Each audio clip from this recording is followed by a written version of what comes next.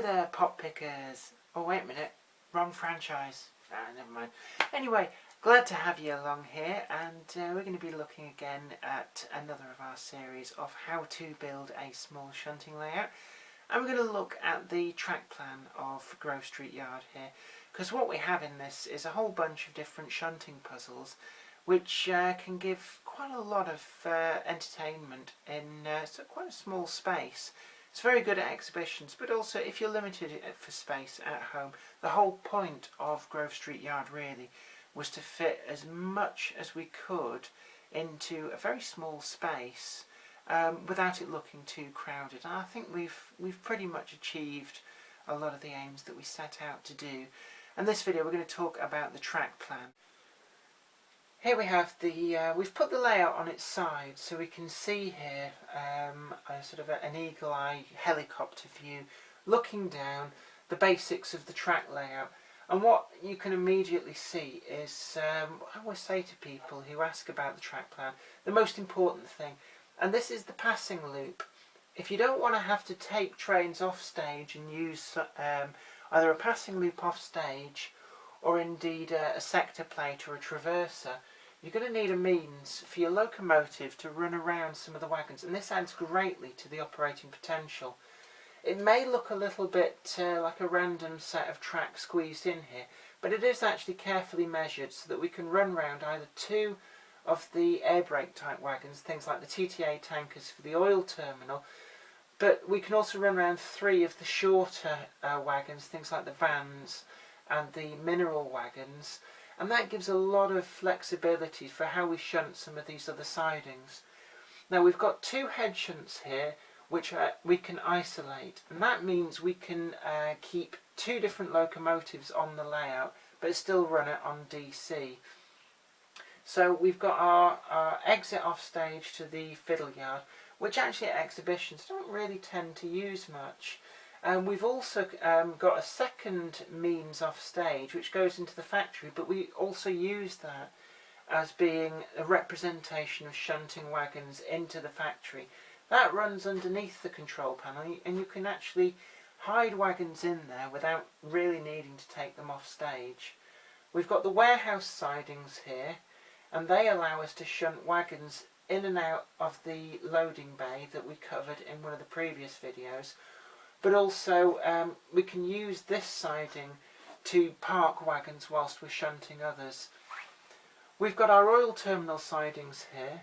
There's two of them, and to save space we've used what people would refer to as a K-junction. It's kind of like half of a scissors crossing, and that allows one siding to start before the other is finished, and that compresses the layout quite nicely and really makes the most of the limited space that we've got. We've used two three-way points here and here, and that allows us to combine the loop with some of the other sidings and head shunts, and just really again makes the most of the space that we've got. Up here we've got the access into the scrapyard, and actually what I've found at exhibitions is that this is the siding that really has the most operating potential to move scrap wagons in and out of the siding. We've also got another siding here which is really just used to either dump a brake van on, or it was originally built for having a representation that maybe a local coal merchant could use it to fill sacks up from a wagon to chuck them on the back of his lorry. But again, that's one that we don't tend to use, but it's there, so it can add a few extra operational moves.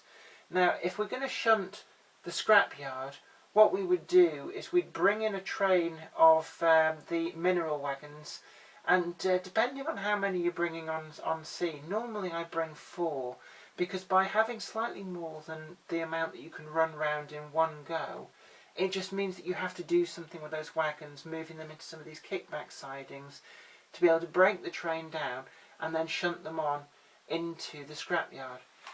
This head shunt up here has been carefully measured such that a short shunting locomotive such as a Class 8, or a Class 3 or a Class 4 can sit there with either two of the short wagons, or I prefer, just to make it that little bit more difficult, you can pair the short locomotive with a shunter's runner wagon, and that then forces you to only deal with one wagon at a time, which can draw out some of the shunting moves and make them a little bit more tricky and more challenging.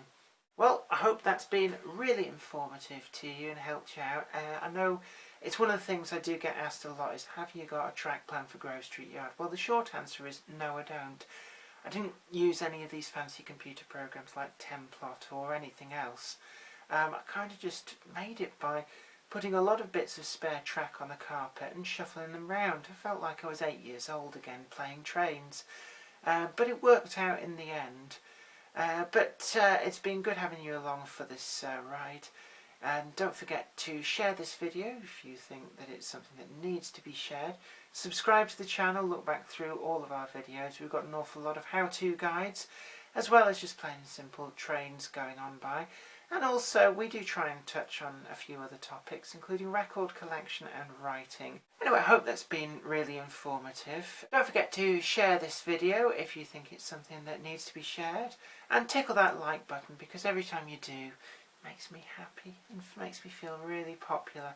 And that can only be a good thing, yeah? Yeah, I think so. Anyway, you take very good care of yourself. And this is me, Jenny Kirk, saying bye for now.